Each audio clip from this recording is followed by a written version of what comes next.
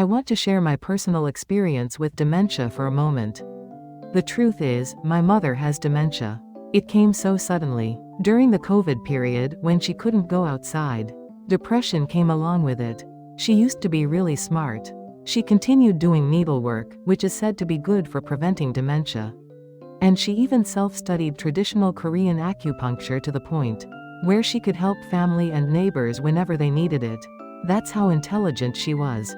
I was truly shocked. But what shocked me even more was what happened after the dementia began. She used to be such a warm person. But how can a person change so drastically? It's unbelievable. Her entire way of living became negative. She has absolutely no patience. And she curses at the family with the harshest swear words without hesitation.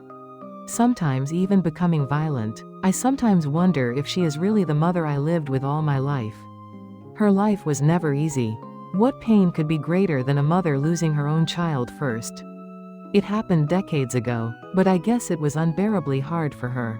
When her dementia worsens, she brings it up often.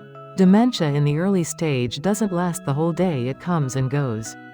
Past wounds, pain, and unforgettable memories suddenly resurface and are mentioned frequently once dementia sets in. The truly difficult part is the family members who stay by her side. They must endure all of this pain together. Family members who live separately often don't fully understand this suffering. Those who take care of a dementia patient need emotional support and especially financial support from the rest of the family.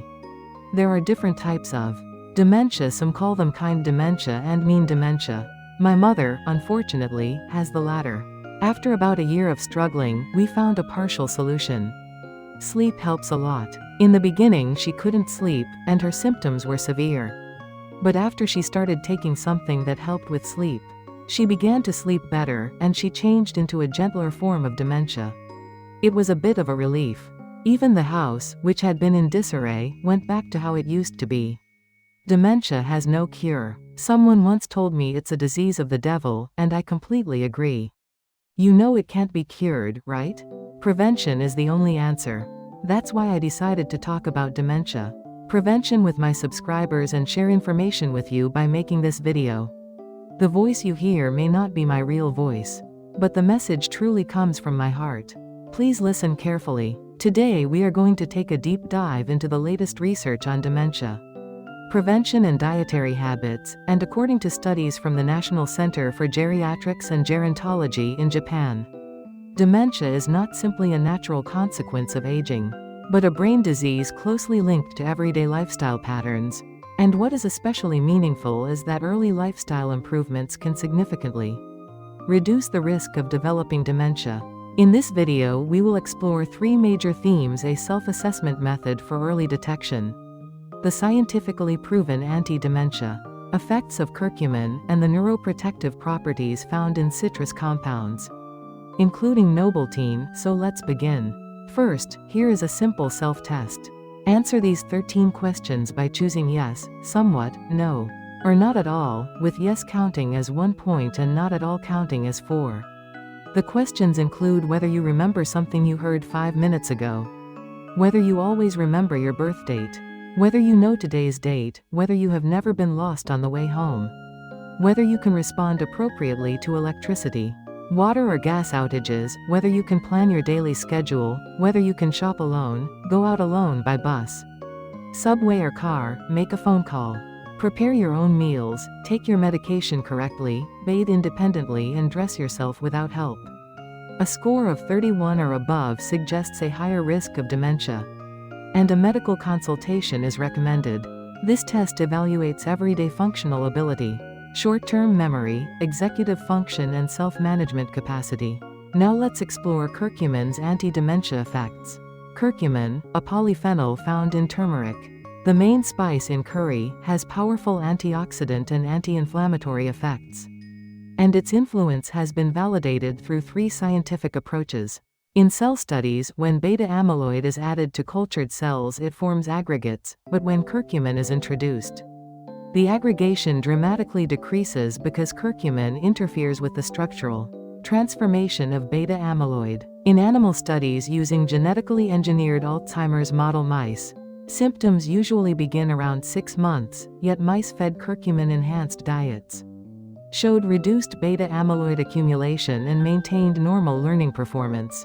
In epidemiological studies conducted in Singapore with 1,010 adults aged 60 to 93, researchers found that compared to people who never ate curry, those who ate curry less than once every 6 months showed a risk level of 0.62, and those who ate it monthly or more showed a risk level of 0.51. Suggesting that regular curry consumption may reduce dementia risk by about 50%.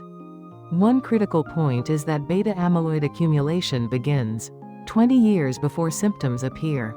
Someone diagnosed in their 70s likely began accumulating pathological changes in their 40s or 50s, meaning prevention must also begin at midlife.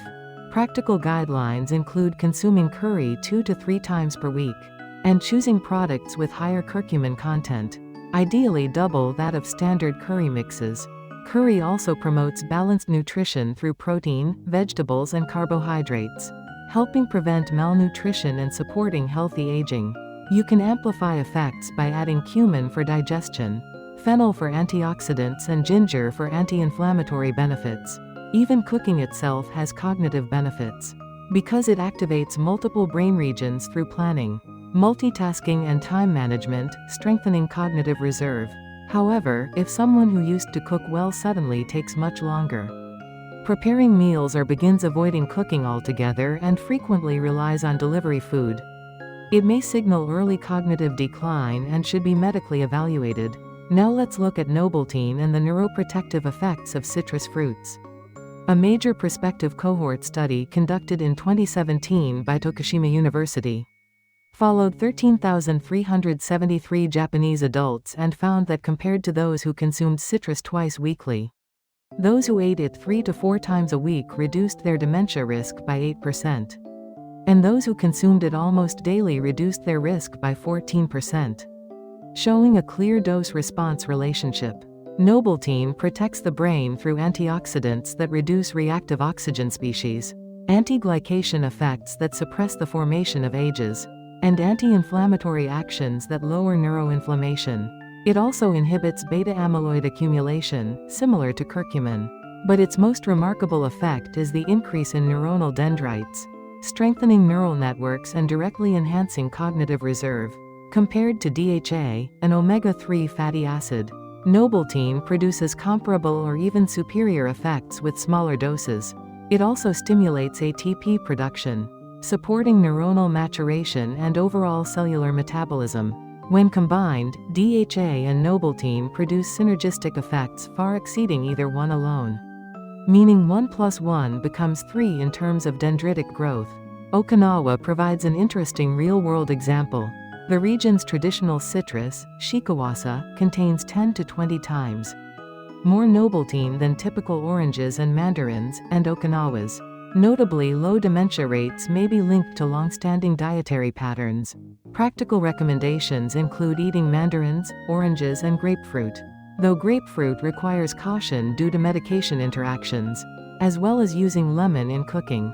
Aim for citrus intake 3 to 4 times per week, consuming the white inner peel for its rich flavonoids and choosing whole fruits, rather than processed products to avoid nutrient loss. To summarize, dementia is a preventable condition, because beta-amyloid accumulation begins decades before symptoms appear, and preventive habits should start in your 40s and 50s. Improving dietary habits is essential. Consume curcumin-rich curry multiple times per week, and nobiletin-rich citrus fruits regularly while maintaining balanced nutrition. Combine diet with regular physical activity, mentally stimulating tasks such as cooking or reading, social engagement and routine medical checkups. Although dementia medications are being developed, they require years for approval and distribution. So it is important not to wait for them, but instead to adopt lifestyle habits that are already scientifically validated. Alzheimer's disease is irreversible because once neurons are damaged, they cannot recover, making prevention far more powerful than treatment. Dementia affects not only cognition but also increases fall risk, accident probability and long-term decline in quality of life. Yet curry and citrus fruits are safe. Accessible and research-supported options that can be incorporated into everyday meals.